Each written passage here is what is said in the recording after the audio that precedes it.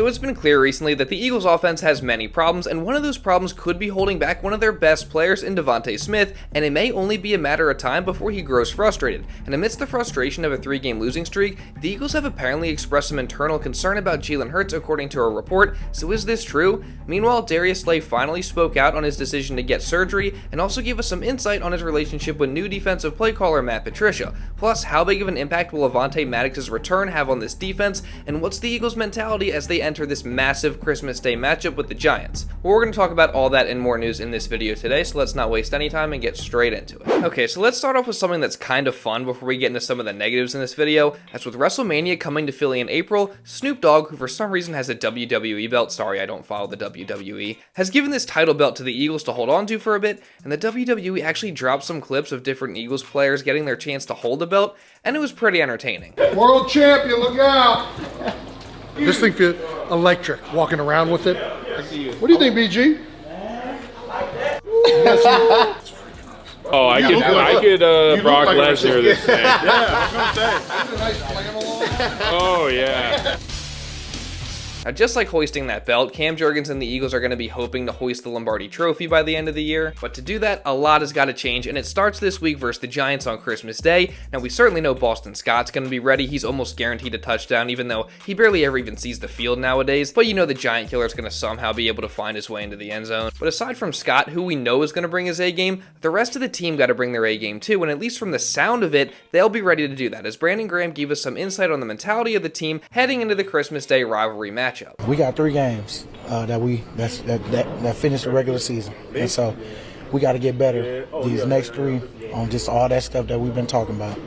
That's going to lead us into the next phase, and that's when you 0-0, win or go home. And so every game right now is win or go home. You know what I'm saying? And that's how the mindset has to be. Now, yeah, that sounds good. They got the win or go home mentality, and BG also says he's confident they'll get things fixed. That sounds great. It's just that at this point, I really don't care what these guys say anymore. I just want to see them actually go out there and do what they need to do. They need to get back to playing at that level that we know they can play at, and I'm done with all the talk at this point. I need to see the improvements and the change with my own eyes, and I also, most importantly, need to see wins. So we'll see if they can do that. Now, I can confidently say that one of the things they have to do to get back to winning games is just continue to build on what the defense did against the Seahawks. I do think in Matt Patricia's first game calling the plays, they were much more aggressive and in sync overall as a unit, and they just performed better. I like the way Patricia was able to utilize certain guys in unique ways, Sidney Brown being one of those guys, as he was used a bunch of different ways. He was making plays all over the field, especially in that first half, just flying to the ball, and of course that didn't come without mistakes. He was a little over aggressive at times,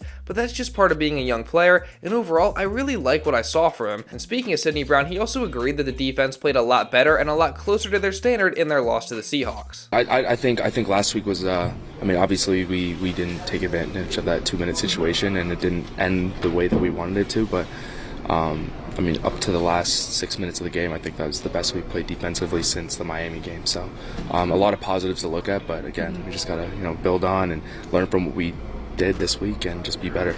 So again, hopefully Brown, Patricia, and that defense can continue to build off their performance in Seattle, and there's no denying that getting Darius Slay back would help them do just that, and I know he has been getting a lot of hate for whatever reason lately, but if you look at the numbers, he has not been bad at all this year. He really hasn't, so getting him back will be a big boost, and it's just a matter of when that actually is, after he ended up getting surgery last week. Now, a lot of people had speculated it was because Matt Patricia was promoted, but it really seems like that couldn't be further from the truth, as just like Patricia did yesterday, Slay made sure to squash any perception that they were still beefing, saying, quote, "We have a great understanding. We talk every day at work. So yes, me and Matty P are not beefing." And he also talked about a meeting that they had in the spring where they both apologized to each other, and he went into more detail on his podcast. So if you want to listen to the whole thing, again, you can go check out his latest podcast episode. But speaking of that episode, he also talked about his decision to get surgery, and he actually gave some pretty interesting insight onto what the actual injury was and why he decided to opt for surgery now. I'm talking about right after the game, man. I had to go to LA, get a little scope done to my knee, man. That's been bothering me for the longest. I'm talking about since 2019, back in Detroit. So I've been fighting it through a lot of pain. For the past 4 years, I've been getting a PRP shot in the knee to make sure it could get the good blood in it, get the good fluid in it. It's been helping, but lately, it hasn't been helping the man. And the team and I, we both decided on what's best for my future, as in, to make sure I'm healthy enough to be able to keep going and all that good stuff. So they decided, let's cut it out, because I posted Ben got to cut out, but I wanted to do the gauntlet schedule, man, with the team, man, because I feel like I could be an impact to the team. I'm gonna be back better than ever. So y'all go see, man. It could be fun, man. So there you go. No, he did not get the surgery because he refuses to play for Matt Patricia or anything like that. Instead, it was just a joint decision with him and the organization, and I actually really like hearing that he didn't get it done earlier like he was supposed to because he wanted to play the tough part of the schedule. I mean, that shows leadership, which is something that some Eagles fans are saying Slay doesn't have, which I definitely don't agree with that take. So now, let's just hope Slay can get back as quick as possible, and who knows, maybe he'll be even better when he is back, considering that he's apparently been playing with this injury the entire time that he's been with the Eagles. So again, maybe getting it scoped out will help him play even better. Now, someone else who we hope will be back better than ever is slot cornerback Avonte Maddox, and getting him back is going to be huge for the defense. Now, when's that going to be? I'm not quite sure. He has been back at practice the past 2 days, and he's been a full participant, so that's definitely a great sign. But again, regardless of when he is back, it's going to be huge because Avonte Maddox is one of the best slot corners in the National Football League, and he's underrated because he's had a problem staying healthy, but when he's out on the field, he's a weapon, and I'm just really excited to see how Matt Patricia is able to use him because he can do a variety of things, even being a slot cornerback. I mean, I've seen him make plays at the line of scrimmage consistently during his time with the Eagles, and I'm hoping that ability is something that Patricia is able to tap into, and overall, Maddox just provides something the Eagles defense has been lacking. He provides speed, he provides aggressiveness, and he's just a guy that's going to give you everything he's got every single play. So I'm really excited to get Maddox back in here because he's a playmaker, and I think he could have a huge impact when he returns. But what do you guys think? How much will Maddox's return help this defense that seems to already be trending up a little bit? Now, while the defense does seem to be trending up, the offense has been trending down, and it's not only holding back the potential of the team entirely, but it specifically might be holding back the potential of DeVonta Smith. And don't worry, we're going to get into that in a lot more in just a minute here, but real quick, I want to say,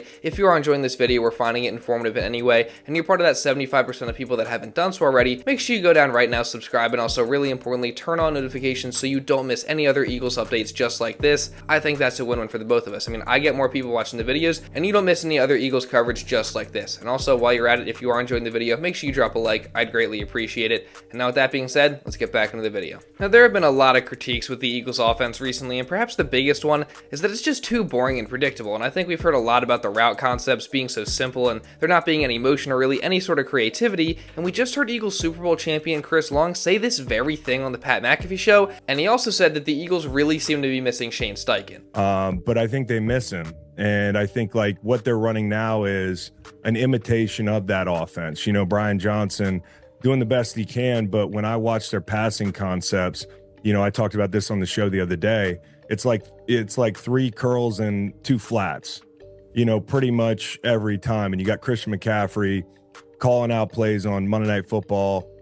You know, they seem predictable. And again, this is what I and many other Eagles fans have been saying recently. I mean, the offense is just too predictable. The routes and passing concepts are too simple, and it's just holding them back. And when you look at this little film breakdown by Kurt Warner on the Eagles passing game, you can really see it. I mean, it's just a bunch of spamming curls and flat routes, and then occasionally throwing some other stuff in there. But there are an awful lot of plays where it's like 3 or 4 curls and a flat route, and that's just the whole play. It's simply too predictable. I mean, if it were more complex and creative like it was with Steichen here, I think you'd see a much more productive and dangerous offense because of, one, the unpredictability of the scheme, and also the versatility of the players. And I also think you'd see a lot more explosive plays, which is something the Eagles have been struggling with recently. But the way it is now, the offense is just being held back. And perhaps nobody's being held back more than DeVonta Smith. I mean, he hasn't had a bad year by any means. He's already got 74 catches for 957 yards and 6 touchdowns. So again, definitely not bad at all. But like Brendan Deeg pointed out here, if he was used like Puka Nacua was against the Saints on Thursday night, he might be able to be unlocked even more because Smitty is a weapon. He's an insanely gifted route runner. His hands are amazing. He's super athletic. He's fast. I mean, besides size, he's got everything you want from a wide receiver,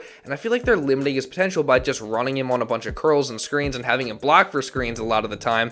Because if you used him in the same sort of way that the Rams are using Nacua, where he's running all over the field and motioning everywhere, the defense is going to be on its heels a lot more because of the unpredictability of the scheme and the threat of Smith just being used all over the field, and it just sucks watching his potential be limited by the predictability of this offense. Now, Dan Sileo of Jacob Sports commended him for being the ultimate professional through this, saying, quote, "The man who is showing the most character of anybody in that organization has been DeVonta Smith. If DeVonta Smith had the ego of all the rest of the wide receivers in the NFL, he would be screaming at the top of the highest mountain."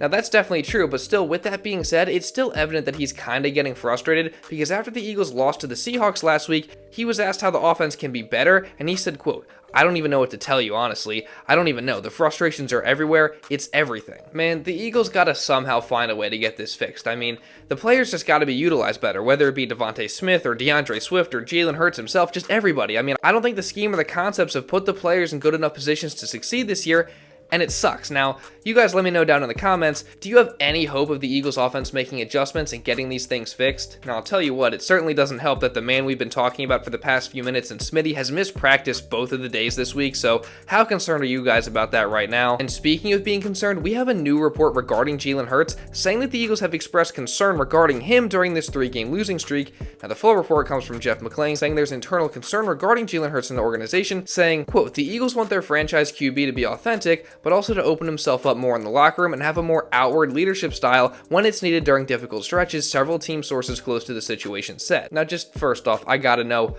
who are these sources that are close to the situation? Because this is a crazy report. It's honestly ridiculous, because if there's one thing that's remained consistent with Jalen Hurts' entire football career, it has been his leadership. I mean, we've heard about that constantly over the years. We've been able to see it. We've seen how his teammates talk about him and how highly they speak of him. I really just have a hard time believing all this, if I'm being honest. I mean, you're telling me that they didn't have a problem with his leadership style when they paid him this crazy contract with a no-trade clause, but now that they've lost 3 straight games, there's an issue? I don't know. I'm not really buying into it, but what do you guys think? Now, I'm still going to try and keep you guys updated as we head into this Eagles and Giants Christmas Day matchup, so if you don't want to miss any of that, make sure you, again, subscribe and also turn on notifications. That's really, really important. You don't want to miss any of the Eagles coverage we got coming over here. And also, if you'd enjoy this video, make sure you drop a like. I'd really greatly appreciate that. It's almost Christmas. Just drop a like down below. That'd be my Christmas present from you guys to me. And I guess my gift to you is that I'm going to keep making these videos. And also, if you want to watch another video talking about how Matt Patricia shut down all the drama with him and Darius Slay, and also a lot more news from earlier in the week, you can go check this out right here. Now, with all that being said, that's pretty much all I got for this video, guys. So thank you all so much for watching, and I'll see you in the next video.